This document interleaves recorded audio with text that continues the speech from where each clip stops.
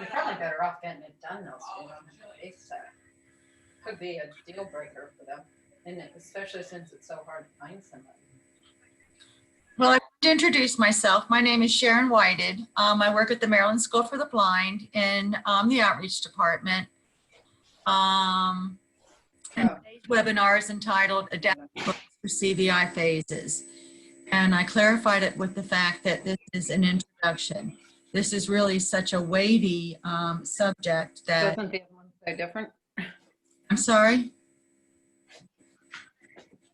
Okay, I think someone there is not muted and is having another conversation. I just want to let you know because I think everybody will be able to hear it. I'm going to get started.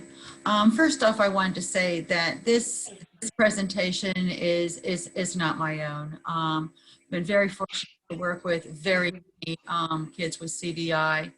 I've also relied a lot, very heavily on Christine Roman's book, Cortical Visual Impairment, Advanced Principles.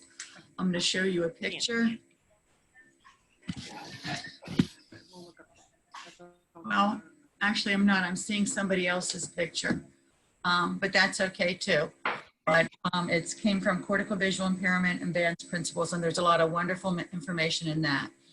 Also, a lot of information from the Path to Literacy website, part of the Perkins School for the Blind. And it also contains information from the parents of children with CVI, and also very many of you actually if that's the comparison presentation today. Like that makes sense, or at least something different, 550 or 525. Okay, Christine defines literacy in her book. She cites a couple of different sources as the ability to identify, understand, interpret, create, communicate, and compute using printed and written materials associated with varying contexts. Right. Another definition is the ability to use available symbol systems that are fundamental to learning and teaching for the purpose of comprehending and composing, for the purpose of making and communicating, and meaning and knowledge. Two very, I think, very heavily laden definitions. Where we look at adapting books, so we look at literacy for children. There are guiding principles that all children must be provided a path to literacy. And with regards to their CVI, an approach that is centered on the characteristics that are affecting vision must be used. And what this assumes is that for children prior to developing a literacy program or adapting books for children with CVI, a CVI range must be completed in order to identify. Oh, good. Oh, sorry. I don't know if they can hear me. Yeah. All right. It's a webinar. We're getting the cabooses and not chilling. In order for to identify the characteristics that are affecting the children and the extent to which the different characteristics are affecting their ability to use their vision and understand what they see. Salient features, these are the ability to define objects in terms of their visual characteristics are the basics, the foundations of the development of vision. And in the early phases, in phase 1 and 2, we begin describing the visual characteristics of objects that the children are actually going to be using, the objects that are used during their daily routines, the objects that we're going to use to develop their ability to use their vision. In phase 3, we're using concepts of salient features of objects that are novel to the students and using their knowledge of what they know to help them understand objects that are, and activities new to them. The salient features are 2 or 3 elements of the object that are always or nearly always true of the object. They don't include the function, the sound, or the object, but they're the visual characteristics. And they're the keys that unlock the rules of identification, or the ability to actually name something. When I looked up, so a lot of times, if you've ever read reports of mine, you've heard me use the word discrimination quite a bit. Visual discrimination is described as the ability to recognize details in images. It allows the students to identify and recognize the likeness and differences of shapes and forms, their colors, positions, and positions of objects, people, and printed materials. Kind of those ability to visual characteristics of shape and form, colors, and spatial orientation are kind of the foundation of vision perception. Object recognition is the ability to perceive an object's physical properties, such as shape, color, and texture, and it includes the understanding of its use and previous experience with the object and how it relates to objects that are similar. And identification is defined as actually naming something. And here are some objects. And just somebody from the group, do you want to pick an object and then use 2 or 3 features about that object, the salient features that would relate to that object and how that object is used. Just a volunteer out there in the audience. Somebody want to pick the brush? Airbrush. But I don't get into that. Volume.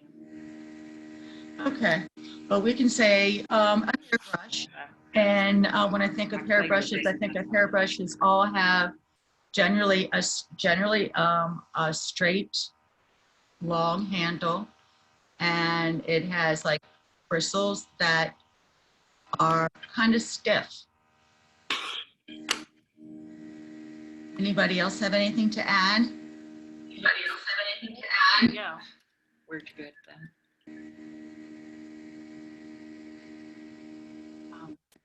Here, is it the same as I could do the airplane and got it there? The progression of interventions and supports for literacy activities is the Thank you.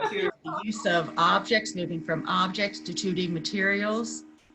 From the very beginning, using salient features in your explanations with children, and the incorporation of comparative thought, which is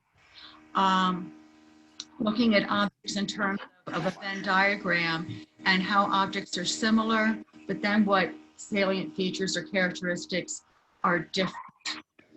And then the use of symbolic symbols.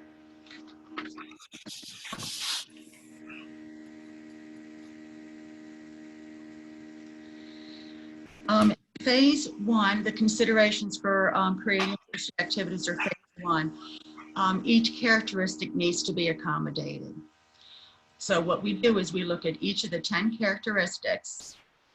We're going to find objects that are the children's preferred color, objects that have movement characteristics or that are reflective, objects the child is familiar with or has repeated opportunities to use throughout the day. And we're going to show those, present the objects against a dark background and their preferred visual field and add light to the object. And I'm going to show you an example that Diane Shaline she's posted a lot on Paths to Literacy. Have you had the opportunity to see her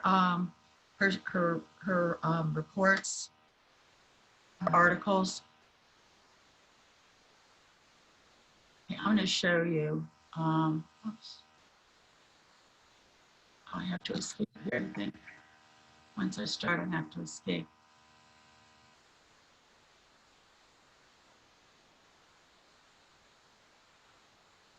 Okay, here's a picture of, I think it's probably Diane, with a child, and it looks like she's made a pegboard book. And you can see there's one object on this page. They're all, it looks to me like I have a feeling they're all going to be the same color. They're all going to be yellow. The It's at a close distance. I guess she's got this at the child's preferred visual field. And it looks to me like she's showing and giving plenty of time for the child to look at that object. Now that's a large book, but that same concept can be adapted to a smaller book. And she has another one called, got the little Slinky. Okay, she made this for child in phase 2, but you can see that could easily be used for a child in phase 1 as well. There's words there, but she uses a black sheet to cover up those words so the child only sees that Slinky. Oops.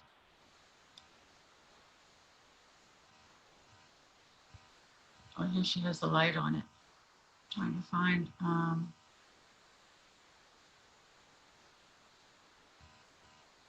okay, that must be another website. But what she did is she used the same Slinky, this parts of the Slinky, and she had it in different areas of the visual field. So I guess what she would do is move the book around, capture the child's attention, give him the time that he needed to look at it, and also it had be able to move it to capture the child's attention, the Slinky itself. She has wonderful ideas. This is from her her article, Guidelines for Adapting Books for Children with CVI, for the 3 different phases.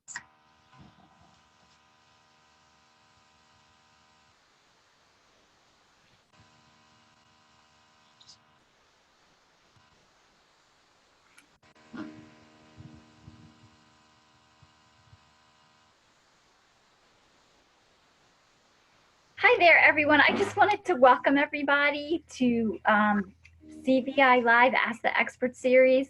Sorry for this delayed introduction. We're just so delighted to have Sharon Whited, our low vision specialist at Maryland School for the Blind, be our presenter today for adapting books. I wanted to let all of you know there is a chat feature and you can use Alt-H to find it, or if you put your mouse down at the bottom of the screen, it should pop up. That's an opportunity for you to ask questions there.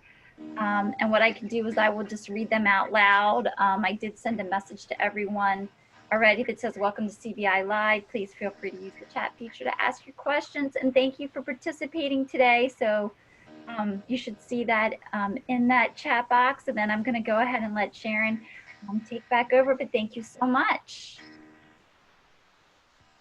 Okay. Are there any questions on phase 1? And if you want to unmute and just ask a question, that's fine. That would work for me. Okay. All right, then I'll go on. Considerations for children in phase 2, and this is where they're really increasing their functional use of vision, not just in a controlled environment, but more so in the classroom and other areas that is that they go to. And in this area, this is where we're maybe doing some of these activities that we talked about, the foundations of vision, more activities where they get to discriminate. When they're in phase 1, and that's when that they call the dorsal visual stream is really elicited, and you don't see as much fixation or that knowledge or understanding of what it is they're seeing. But now in phase 2, we are going to be working on them understanding what it is they're looking at. We're going to be doing different activities to develop that ability to discriminate, to be able to show you a particular item, to look at an array of items and to be able to find a particular one, and then to be able to identify the object.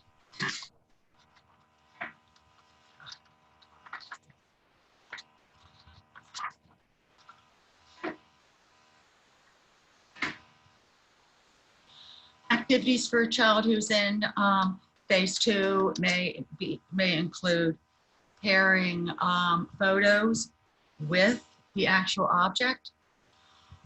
This may be done on the light box. It may be done on a tablet to help draw their light, their vision, because it's their backlit, or just to use the object and the image on a book, very often, if I've ever worked with many of you, you know that very often I use the Lightbox pictures for students who are in this area. I generally start an assessment by trying to get an understanding of what their ability is to understand objects, to be able to discriminate them. Can they show me a particular object, or then find a particular object or identify? And then I use the Lightbox picture because they're very simple, but you can also use photographs of those objects to see then if the child can then match them.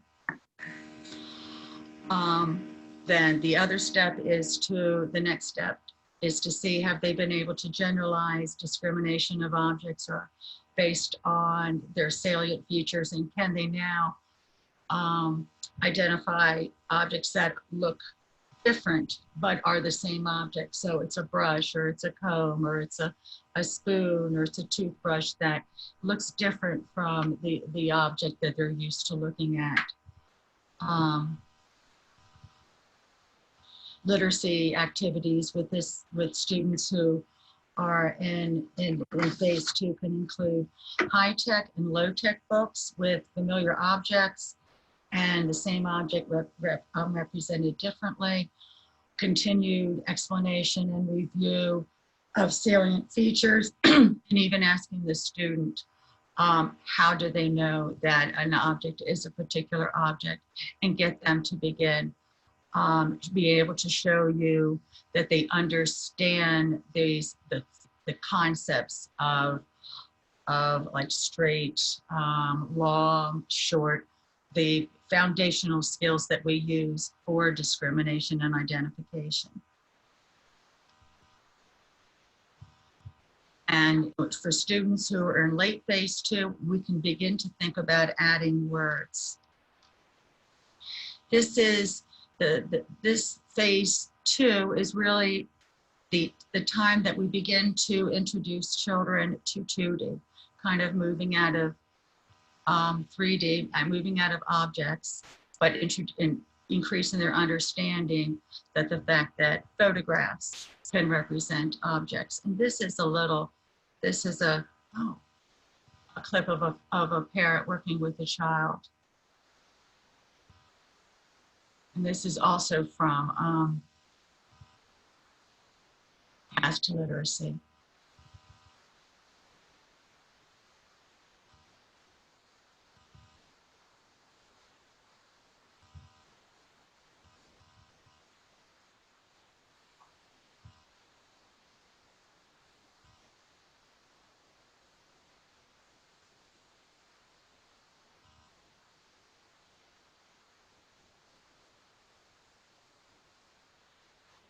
Oops.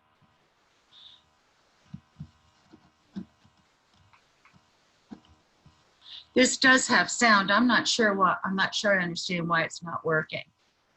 But in this, you see that she shows the child where these O balls, which looks so neat.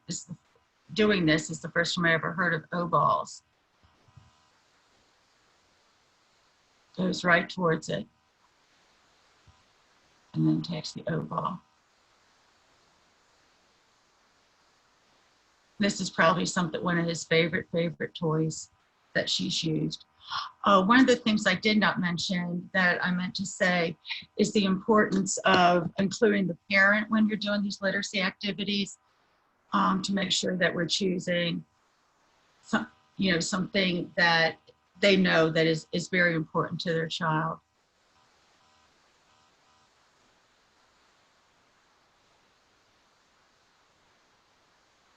Okay, and this is just an example of some activities we could do. We use some of the same objects that we showed the child in phase 1. And it just so happens I chose these objects because just thinking about some of the routines that kids would do, and this is part of a morning routine, and we've joined the objects that the child is already familiar with an object, a toothbrush that is dissimilar. It's a different color. It's also going to feel different. It looks like it's a different size. You would certainly have more objects. I just did this as an illustrative example of what we could do. Something like this might be used for a child who, say maybe if there was an activity at school that talked about, getting ready for the morning. What do I do? This might be like a literacy activity that could be done for a child who was had that sort of an assignment, was being exposed to that activity. This is I Went Walking. This book is too complex generally for children who were in phase 2. But in this situation, I took pictures of the different characters in the book. This is a wonderful little book. The character can be either a little boy or a little girl. It's a story for going for a walk and meeting different animals. The pages start off very simple. And so a child might be able to, in phase 2, may be able to look at the first couple of pages, but then they get more complex as the child goes for a walk and she accumulates more animals. But I have had success working with children who were in the late phase 2, telling this story to them. One of the things I do too is I call it a boy or girl depending on who they're working with, and also sometimes a personalized and saying so and so is going for a walk, kind of hooking them in. I find that many children, identify with or have experience with animals, and animals seem to be a strong suit and of high interest. Another place that I've used for getting ideas for literacy is will books.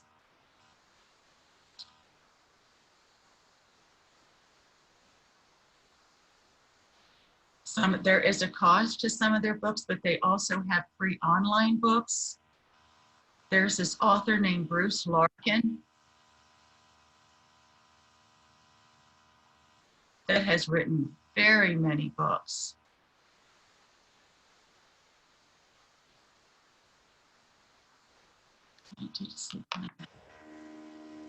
We'll just look at it.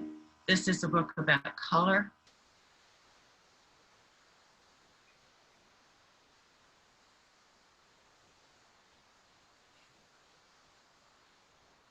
This may be too much, especially for children and they're in the beginning of phase 2, but you can still take a picture of the different components that you think that would interest the child.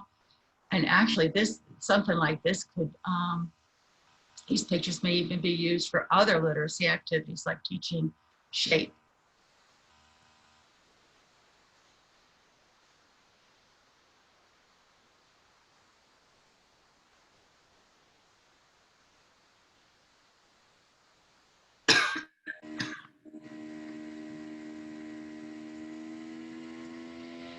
He has other books. There's one that we were looking at, different clothes for different weather, that speaks of what kinds of clothes you would wear for different weather. This is just a book about clothes.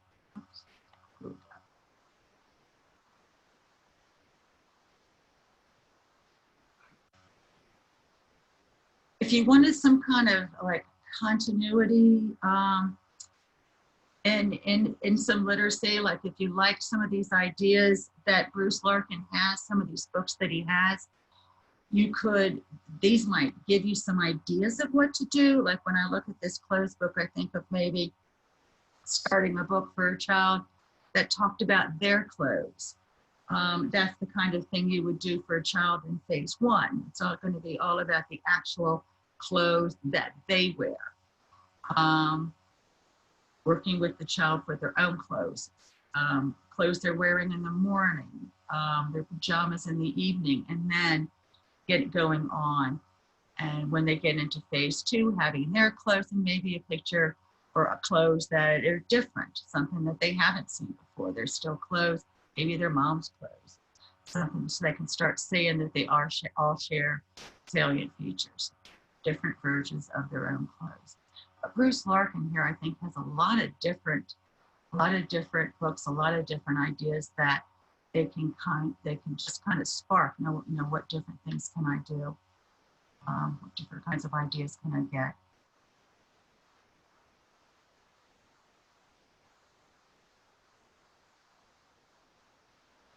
Oops. I don't know why it does that. There's another website here that oops.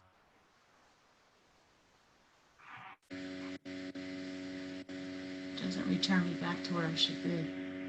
That Liz Nearbosh told me about, Unite for Literacy, that's also another library for books that you might find helpful.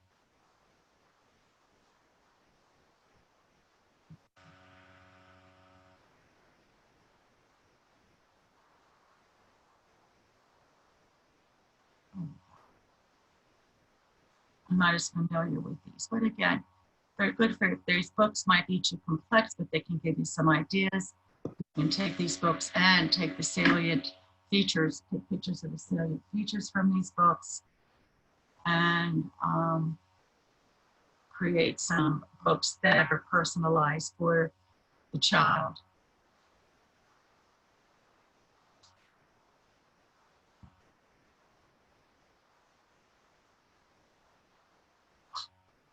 What is it?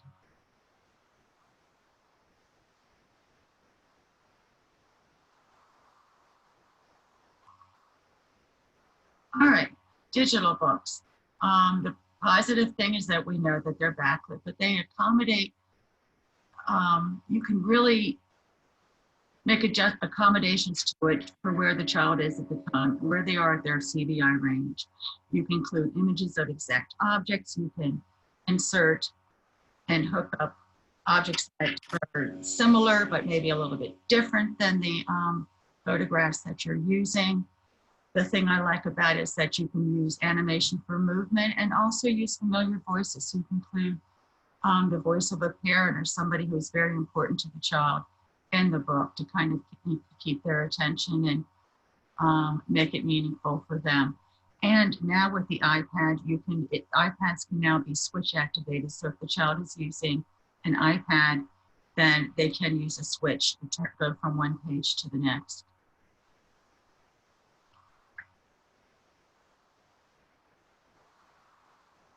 Christine talks about prerequisites for introducing symbols. This is always the question, is when do I start introducing words? She feels very strongly that if a child is discriminating pictures, that they are ready to be introduced to words, and that words are patterns as well as pictures. She reported that the minimum range score is a 4, which is an early phase 2. But at this time that they are able to fixate and use eye to object looking. Once they're able to do that, and they can be expected to start discriminating details. But I do want to say that details, although details can be seen, they still need all the guidance and all the support in order to be able to use their vision to gather information from what they see in an organized way so that they can be able to understand. The students, when they're getting ready to use symbols, have a repertoire of known or familiar objects that they're very easily able to discriminate and identify. When in phase 3, now we're working on resolution of characteristics, and we're working on their ability to truly understand and have a kind of like a memory bank of the salient features of objects that they can now begin to use to understand objects that are similar but different from the things that they know. Color continues to be a very, very, very strong anchor for children in phase 3. In fact, it was so interesting. The other day, we saw a child we haven't done the range yet, but I believe he's in phase 3. He's reading. He has this wonderful understanding of what affects his vision. And he was shown a card with 3 different shapes on it.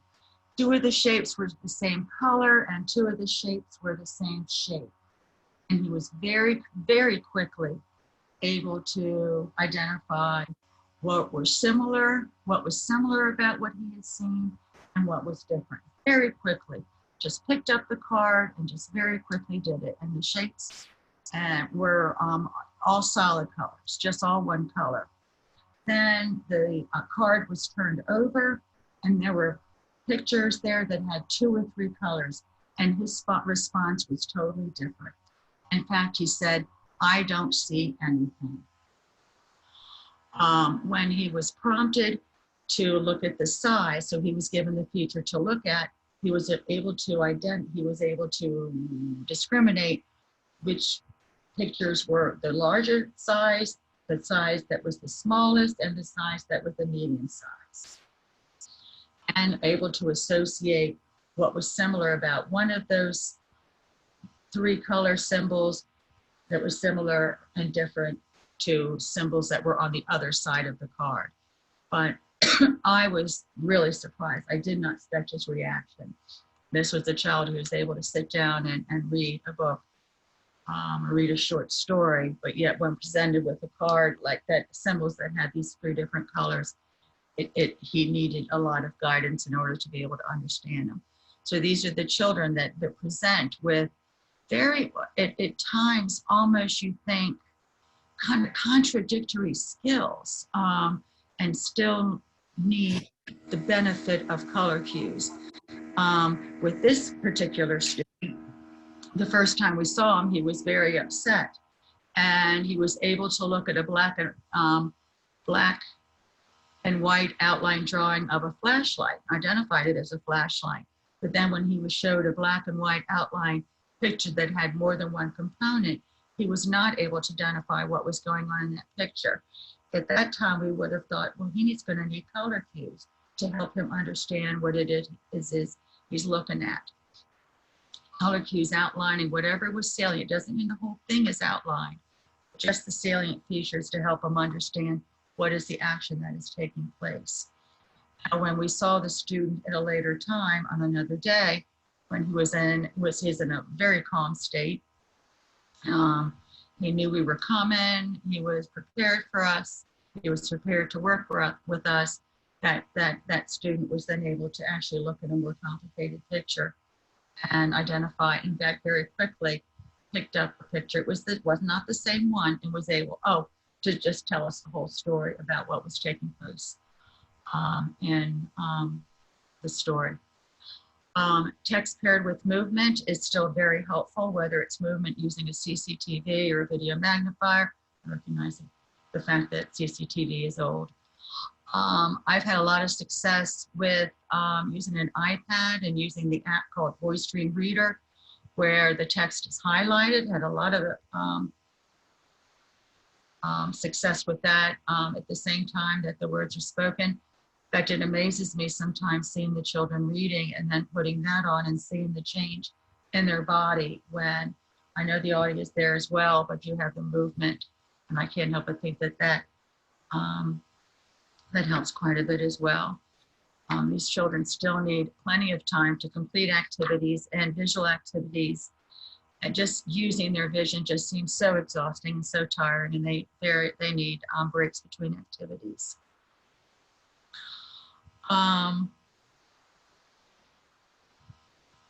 The use of a slanted stand, either through a notebook.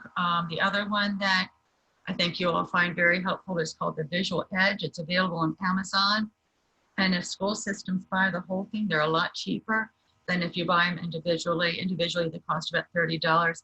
But this is a real nice tool.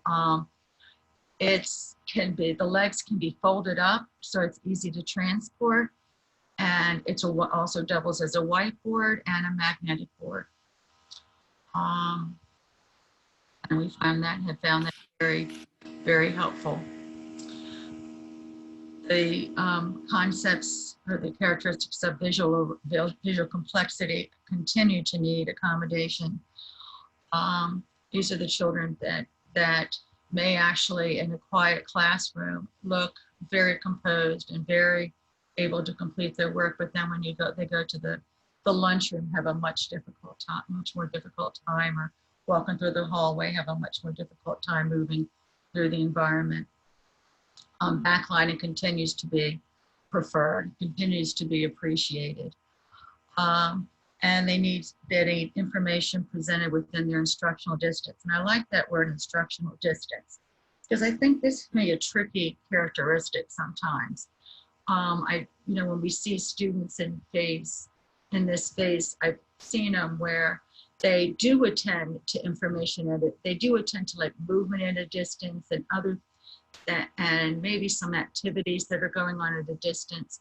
But when it comes to instruction, the ability to really complete activities tends to be shorter than what they may be, the distance they may interact with during leisure activities or tasks that's not quite as challenging. I remember we very recently saw, who was that? It was a child in a gym. It doesn't matter who it was. It was a child in a gym. It was the same student. And what he had to do was use a paddle to roll a ball to knock down bowling pins that were set at 5 feet, 10 feet, 10 feet, 15 feet, and 20 feet. Now he has the ability to make eye contact with the person at 20 feet. But when he was getting ready to knock down that bowling pin at 5 feet, you could see him looking at the ball at the bottom, at the edge of his wheelchair, looking out at the pin, looking back at the ball and his paddle at his wheelchair, looking back at the pin, and then hitting the ball, and he was able to hit the pin on occasion. When it came time, it was his turn, and he had to hit the ball, hit the pin that was located at 10 feet, I did not notice that same comparison, that same attention that he had shown when he was 5 feet away. And so if I had to ask what's the best distance for him to be shown activities, I would have said it's a closer distance. Students at this phase may still have a difficult time pointing to specific details and still need a lot of assistance with accurately pointing. And what I have found successful in getting them to actually look at the details is to either use hand under hand assistance or actually even to place their hand on mine to help ground them and orient them into where it is we want them to look. I do the same kind of activity when I've been introducing words to them. Want to say, get an idea of what in terms of understanding words or being able to look at words, what is beneficial for them. Have had used that kind of approach to when I'm making letters and when I'm bubbling the words. It just seems to help ground them and help them to pay attention. Because they have difficulty doing it on their own, and that movement is still important for helping maintain attention. In this phase, I very strongly encourage students to be included in creating a book so that they buy into it, it's theirs. And when words are used, to use a simple sans serif font. Christine likes that, what's it, Comic Sans? And that's the font that she's used in her word bubbling app. The other thing that is thematic books. I know that we in this presentation, I tried to kind of do that by using all their same objects. One of the things I think that happens sometimes is that, I guess I don't want to say it that way. I'm going to change the way I'm saying it. One of the things that I think is important is to use a thematic approach. So that the student gets a sense of how what you're teaching them relates to something that they already know, so that they can use it in another setting and to generalize it to the next things they're learning.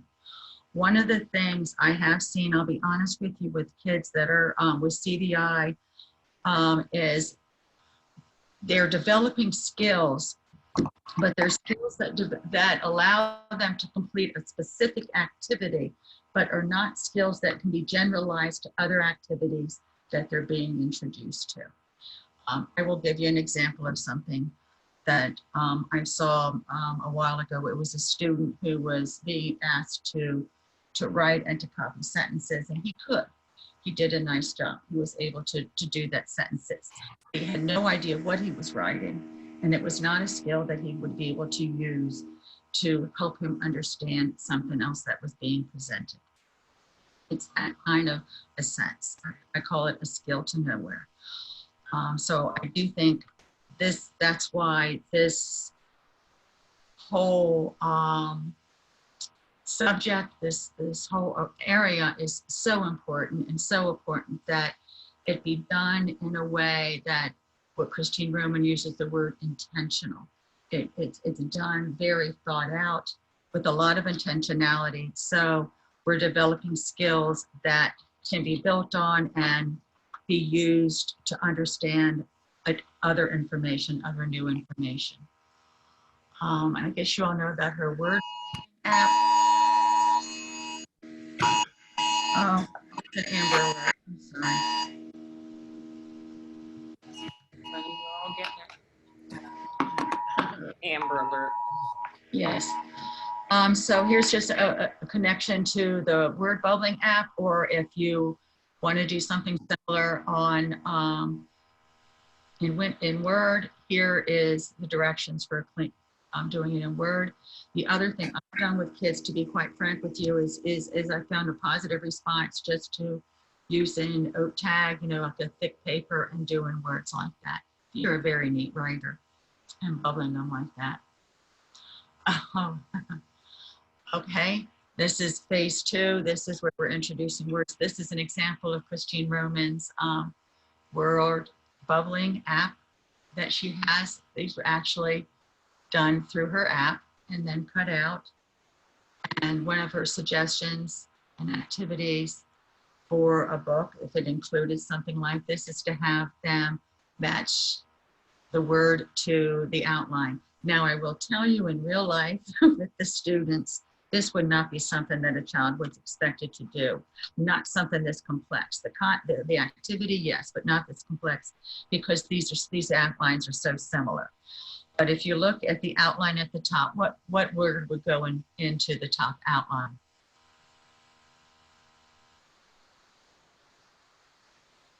Glasses.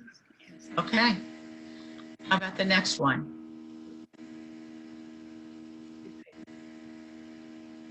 Okay. Okay. Thank you. Thank you. Yeah. Good. And the next one? Charlotte's saying hairbrush. Oh, that was Jackie. No, I'm seeing the chat messages pop up, and that's what Charlotte is saying. She's Oh, hairbrush. Okay, hairbrush. Okay, good. And the last one? feel free to use the chat feature. 1, 2, 3. Okay, toothbrush. All right. Now we have toothpaste and toothbrush. And how did you know the difference between toothpaste and toothbrush?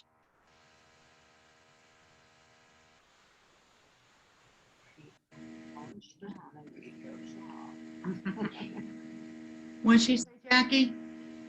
I couldn't hear either. Oh, that someone's saying the outline of the P and the B and the P. Someone else is saying the P goes down. Somebody said paste has the hanging letter. Yes. The 2 O's in toothbrush. Yeah. It's that P. We're perceptually intact, so this was fairly easy for us. I will tell you some stories. I did see a student many, many years ago. In fact, he graduates this year, and I will never, ever forget him. He taught me a lot. In fact, he taught me a lot about CVI, this kid. He was a kid, when I first saw him, that I very slowly put that red koosh ball that I have onto his tray. So it was very slowly moved, and he never saw it. But his vision did improve. And the next time I saw him, he was in maybe the end of elementary, maybe early middle. And his vision had improved. I hadn't seen him since he was very young. and they were using words with him, but I will never, ever forget them putting up the word bus and him pushing back in his wheelchair, so excited. And he said the word S and he went bus. And so I started looking and saying, how are kids approaching what these kids with CVI approaching what they see? Now, you all have to remember, my first school, because I've been doing this for a while, my first background is working with kids with ocular impairments. We didn't have as much in school about working with kids with CVI, but one of the things we always did look at was, you know, we were taught, you know, right to left, top to bottom scanning, that was how kids approached information. But when his name was John, when John did that, it really got me wondering, oh my, I never thought about that. And I started watching students with CVI, how did they approach things? And I would be so like kind of confused because I would see kids too that would be able to recognize things, but I didn't know that they were seeing things the same way I was. And what I started getting the impression of is that they saw parts of stuff without seeing the whole thing and having difficulty putting things together. An example, I mean, is that is of a child I saw that during educational testing, they were shown a picture of an ironing board. And this young lady said, it's a tray. It's a pair of scissors. And she was right. If you looked at it all apart, it was a tray. And I found it interesting that she knew the salient feature of scissors is that little X, that it was a pair of scissors. But she had difficulty putting it all together and coming up with something. I was told with one boy that his favorite book was a book of Teletubbies. And I didn't know anything about Teletubbies, so I asked him about it. And he pointed to all the Teletubbies for me. And then when I pointed to something in the background and asked him what it was, he had no idea that it was a flower. But people did not know. They felt because he looked at those pages, they felt that he saw these Teletubbies. He saw these pictures, but in reality, he really just saw the Teletubbies, not the whole thing. They seem to find particular things. The other thing I notice is that in a complex picture, they have a very difficult time going in the center, and they often begin scanning from the bottom up.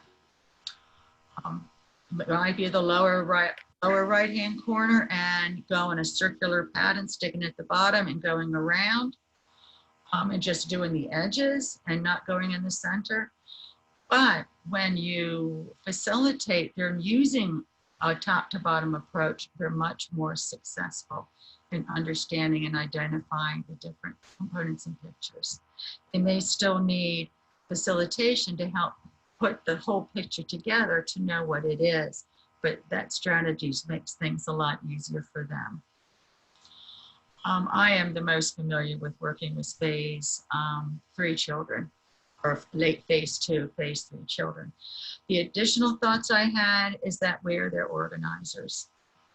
I think they have a really difficult time gathering information in an organized way and have particular difficult time with activities that have multiple materials that have manipulatives. If the manipulatives are not grouped or organized in some way, and so that the materials can maintain their position and their orientation. Those Wheatley boards or those, that similar type of board with some kind of Velcro containers, different kind of containers that can group objects. The Wheatley mapping kit where you have those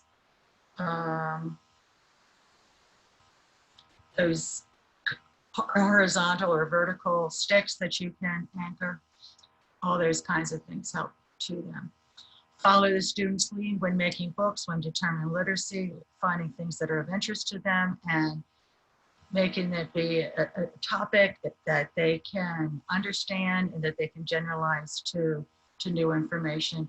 Use a team approach with regards to using coordinating with other therapists in terms of what kind of support, physical support they need to use their vision. It's invaluable to get everybody's input. Expect that that students will participate in some part of a routine. This might be more for the phase 2 and the phase 3, but students need to feel that they're responsible for themselves and have a say in education. Complete a routine planning form. So anybody who is working with the child is aware of what kind of support they need in the event that the person who normally works with the child is not available, and also identify what behavior they're trying to elicit. And if this kind of goes together, you can come up with you can identify a topic of interest and then just expand the expectations and the materials as their vision improves as they move through the CVI continuum. Additional resources, and I've just listed these, are different articles that are on Path to Literacy. And also the APH CVI book builder that I guess it seems like to me that it's kind of new. I haven't had much experience with this. And also creating books with cortical visual impairment. In this particular situation, they use the same book and they have suggestions for modifications for children in the different phases of CVI. And for making books with PowerPoint, it's a step-by-step visual process of how to do a PowerPoint book. And I want to say thank you.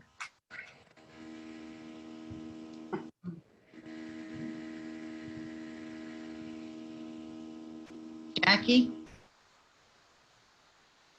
Thank you so much, Sharon.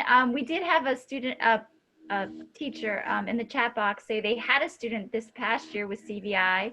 She said she had the ability to read sight words with the bubble outline. She thought that was so cool. However, she did note that the characteristics were scattered throughout the phases. And then we did have a question from someone. Okay, but can I just go back to that? Yes, please do. That's kind of interesting because generally, excuse me, the characteristics are not scattered throughout the phases. Generally, there's kind of a lumping. So that is kind of interesting. And I agree. That is very neat that she was able to read like that. But that is interesting. That would be interesting to look at that again. And then we did have a question. This was someone who said that they had an 11-year-old who they wanted to adapt books for, but not necessarily things like Clifford and Big Bird, but rather more age appropriate and socially appropriate. When he was in 3rd grade, his reading comprehension was on 3rd grade level. He started 5th grade this year, and we have not had any additional testing. To complicate matters, he is nonverbal and has many fine motor and gross motor challenges. Do you have any suggestions for that individual? I do, and this is from a parent, I think, isn't it, Jackie? I can assume that, but I honestly don't know. Okay, because I was, and and I saw that, and I guess my suggestion, to be quite honest with you, was to reach out to the vision teacher, to talk with the vision teacher, and I would assume there's other members of the team, and the teacher, and to identify what does this child like that is close to, that is more age appropriate. Could it be a character from a movie, or like a TV show that this character likes, or a character from something the child he is being taught in school, and kind of expanding on that. Great, thank you for that insight. Well, I'm not really, it would be really neat to be part of that team. I'm better when answering questions when I'm part of a team or seeing that child, and I would certainly be willing to do that, to work with them. It's always a learning experience for me as well, to be honest with you, this whole idea of adapting books is a very new thing for me as well. This is not something I've done a whole lot of. So it would be a learning experience for me as well. Great, super well. And I don't know if this person's on the call or not, since they're kind of not giving any input, so I'm not sure. Okay. I All have right. their contact information. Okay. Does anybody else have any questions while we have our expert here? You Oh, can but Jackie. type them in. Give everybody a second. And I'm gonna just say, just let everybody know that our next CVI Live will be November 18th with Sandy Newcomb. She's gonna be talking about the CVI assessment range. So there will be more information about that coming out.